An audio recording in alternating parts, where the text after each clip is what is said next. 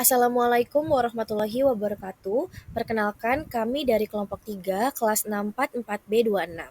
Di sini kami akan menampilkan penjelasan mengenai penelitian kami yang berjudul pengaruh EPS, ROE, dan DER terhadap harga saham.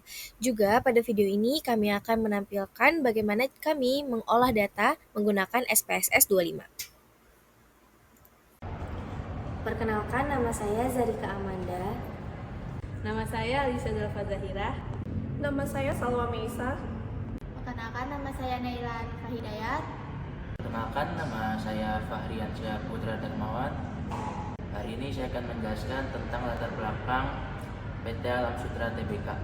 PT Alam Sutera Realty Tbk atau ASRI adalah salah satu perusahaan yang sahamnya tercatat di Bursa Efek Indonesia. Perusahaan ini beroperasi di sektor properti dan real estate. ASRI menjadi salah satu contoh perusahaan yang mengalami perubahan laba secara signifikan. ASRI sebagai perusahaan terbuka, ASRI wajib menyampaikan laporan keuangan secara berkala. Laporan keuangan ini menjadi dasar analisis bagi para investor dalam mengambil keputusan. Penelitian ini memfokuskan pada 3 variabel keuangan sebagai faktor internal, yaitu earning per share atau EPS, return on equity ROE, dan debit to equity ratio atau DIR. Ketiga rasio ini penting bagi investor dan manajemen perusahaan dalam menilai profitabilitas dan efisiensi penggunaan modal. Dengan pendekatan kuantitatif dan bantuan software SPSS, data dianalisis secara akurat untuk mengetahui hubungan antar variabel keuangan dan harga saham ASRI. Dengan penelitian ini kita dapat memahami sejauh mana berpengaruh EPS, ROE, dan DIR terhadap nilai pasar saham ASRI. Diharapkan penelitian ini bisa memberikan kontribusi positif bagi para investor dan manajemen dalam memahami kinerja keuangan perusahaan. Pada penelitian ini kami menjelaskan pengaruh earning per share terhadap harga saham. Yang kedua, menjelaskan pengaruh return on equity terhadap harga saham. Yang ketiga, menjelaskan pengaruh debit to equity ratio atau DER terhadap harga saham. Yang keempat, menganalisis pengaruh EPS, ROE, dan DER secara simultan terhadap harga saham. Untuk melakukan pengujian terhadap rasio, apakah rasio berpengaruh terhadap harga saham, kami menggunakan aplikasi SPSS 25.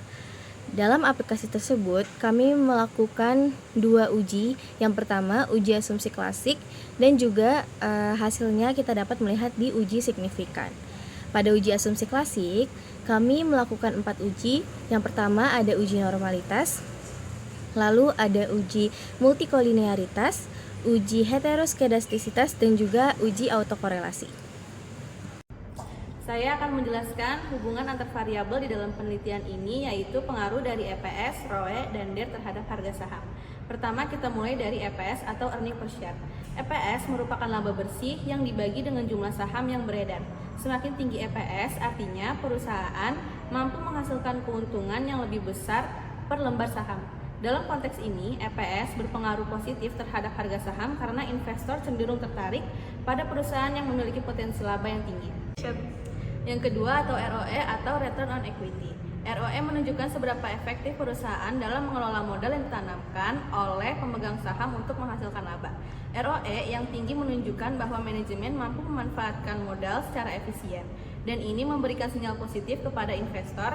Oleh karena itu, ROE juga memiliki hubungan positif terhadap harga saham. Yang terakhir ada DER atau debt to equity ratio. DER mengukur proporsi antara utang dan modal sendiri. Jika perusahaan memiliki DER yang tinggi, artinya sebagian besar pembiayaan perusahaan berasal dari utang. Hal ini bisa meningkatkan risiko keuangan perusahaan, sehingga investor bisa kehilangan kepercayaan. Maka DER cenderung berpengaruh negatif terhadap harga saham. Secara keseluruhan, EPS dan ROE memberikan pengaruh positif terhadap harga saham, sementara DER memberikan pengaruh negatif.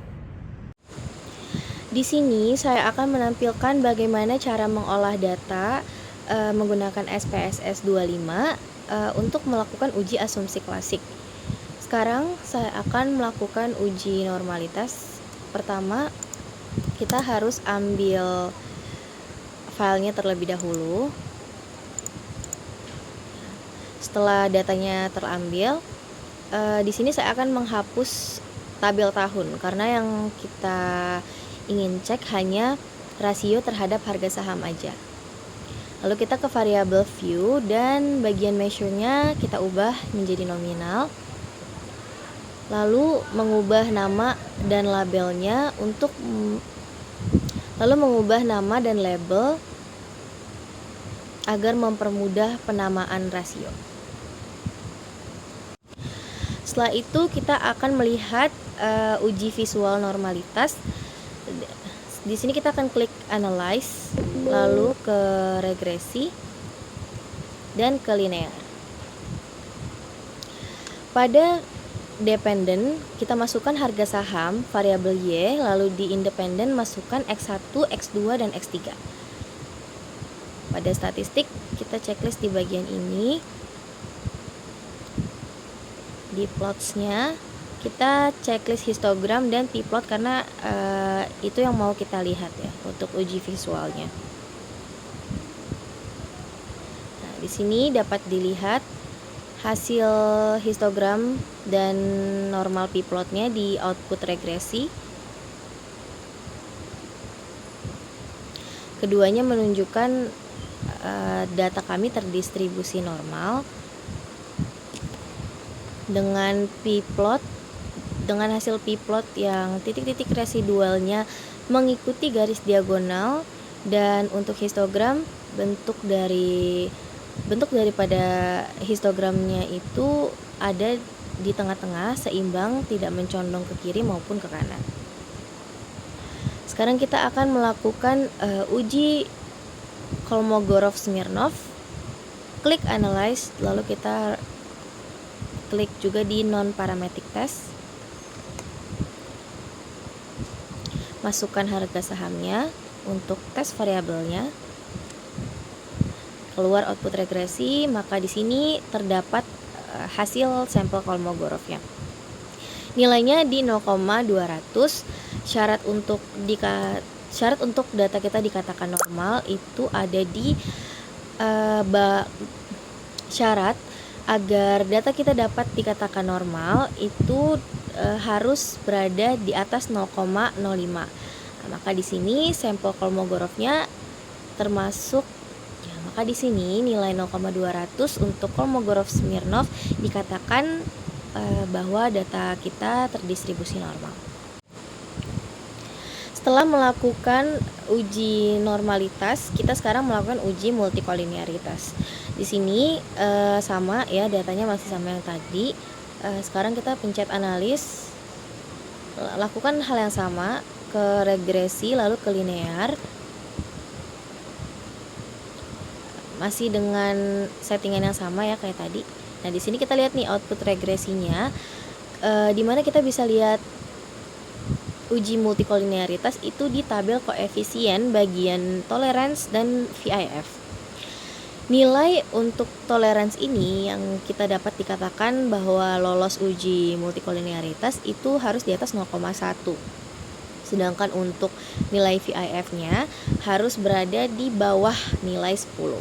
Maka dari ketiga rasio ini menunjukkan bahwa tiga-tiganya ini lolos di uji multikolinearitas.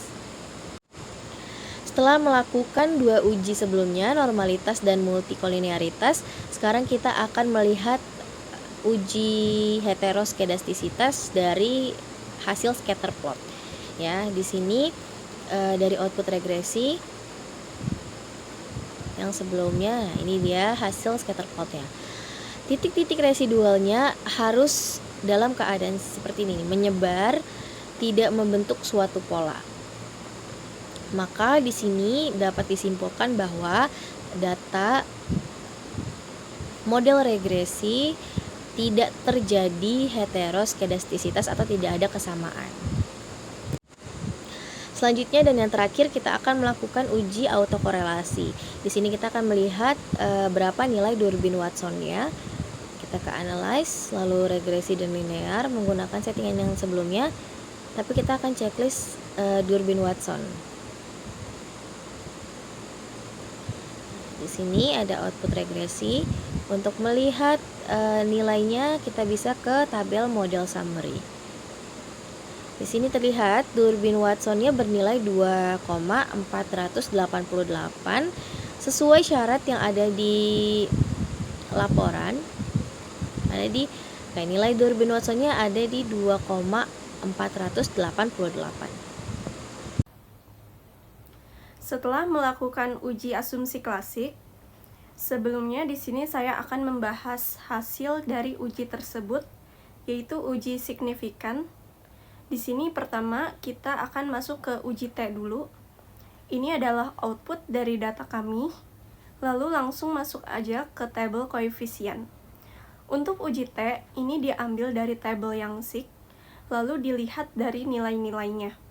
Di sini EPS terdapat data EPS itu 0,149 dan ROE di 0,004, lalu DER di 0,007. Dari ketiga rasio ini, syarat uji T yaitu dapat dikatakan ada interaksi atau adanya hubungan antara rasio, antara variabel independen dan variabel dependen. Jika hasil koefisien hasil tabel SIG ini di bawah 0,05, di sini dapat dilihat bahwa ROE dan DER ini lolos karena mereka di bawah 0,05. Sedangkan EPS pada data ini kita dapat hasilnya 0,149, di mana ini tidak ada pengaruh antara EPS dengan harga saham. Lanjut, setelah dari uji T, ini kita juga harus melihat uji F.